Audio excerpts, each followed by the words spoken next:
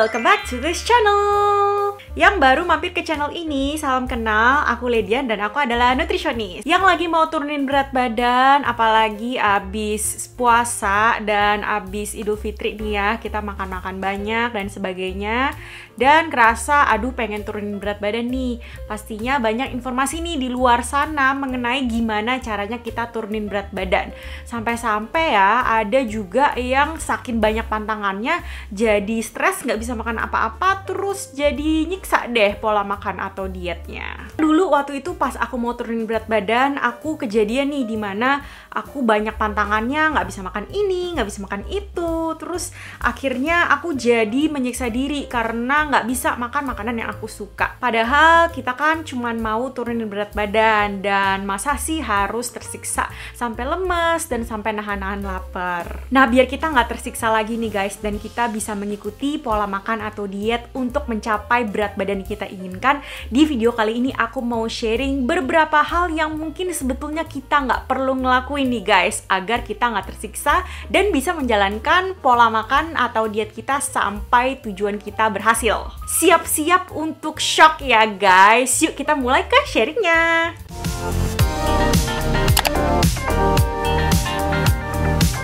Mitos pertama yang mungkin kita selama ini dengar dan percaya adalah penurunan berat badan itu adalah proses yang linear. Jadi untuk kita yang lagi dalam proses turunin berat badan kita itu akan dipengaruhi oleh berbagai jenis faktor ya guys.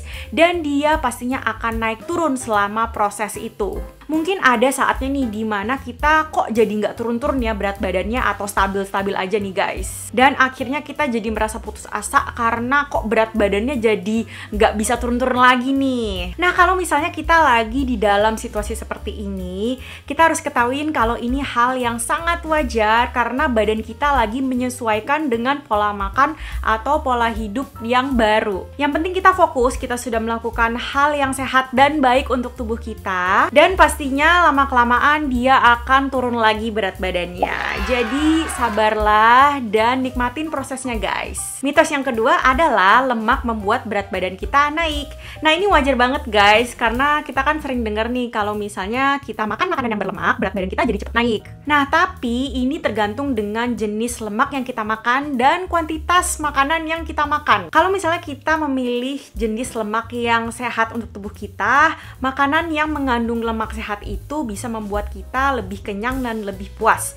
Dan akhirnya kita makan lebih sedikit daripada biasanya, karena kan kita udah ngerasa kenyang nih guys. Nah, aku ada sharing full video tentang kenapa lemak bisa membuat berat badan kita turun. Aku akan share linknya di deskripsi box di bawah ya guys. Mitos yang ketiga adalah karbohidrat juga bisa bikin berat badan naik. Nah, jadi bukan cuma lemak nih guys yang mempunyai reputasi buruk, tapi juga karbohidrat. Terutama nih guys, mie, roti, dan nasi. Nah, makanan-makanan ini mempunyai reputasi yang buruk. Katanya mereka bisa membuat berat badan kita naik nih dengan cepat. Bayangin guys, kita harus bener-bener hindarin semua itu demi mempunyai berat badan yang kita mau. Untuk kita yang bisa menghindari makanan-makanan seperti itu, atau memang diharuskan nih guys karena ada masalah kesehatan, nah itu nggak apa-apa. Tapi kalau misalnya kita jadi stres, kita jadi rasanya tersiksa banget nih untuk menjalanin pola makan atau diet itu, sebetulnya karbohidrat nggak perlu kita hindarin.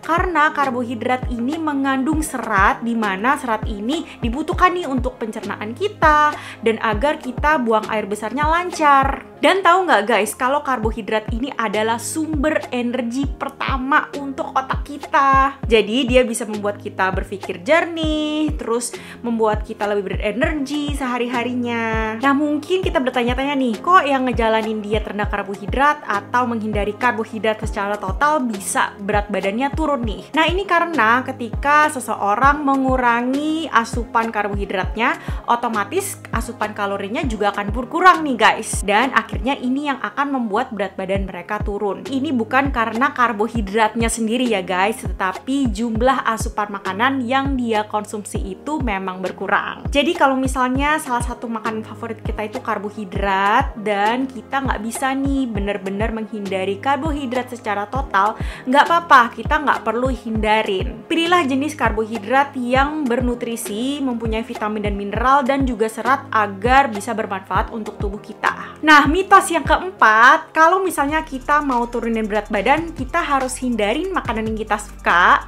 Mungkin kalau misalnya nih, kita lagi pengen turunin berat badan, yang kita pikirkan adalah, aduh nggak bisa makan makanan favorit kita lagi, nggak bisa nikmatin makanan kesukaan kita. Jadinya ini membuat kita stres dan ngerasanya beban banget nih ngejalanin pola makan atau dietnya. Nah guys, padahal kita bisa loh tetap menikmati makanan yang kita suka saat kita menjalani diet atau pola makan untuk turunin berat badan kita. Nah ini karena kuncinya adalah bukan untuk menghindari makanan yang kita suka, tetapi untuk menambahkan makanan yang bergizi, mempunyai vitamin dan mineral agar tubuh kita bisa berfungsi dengan baik dan bisa membantu penurunan berat badan kita. Dan ini agar kita bisa menjalankan pola makan atau diet untuk mencapai tujuan berat badan kita atau tujuan kesehatan kita. Oke guys, jadi itu adalah 4 hal atau mitos mengenai penurunan berat badan. Semoga video sharing ini membantu kita semua untuk kita yang lagi diet turunin berat badan atau diet untuk tujuan kesehatan apapun. Jangan lupa share video ini ke teman-teman, keluarga, atau siapapun yang kita kenal agar kita bisa membantu mereka juga.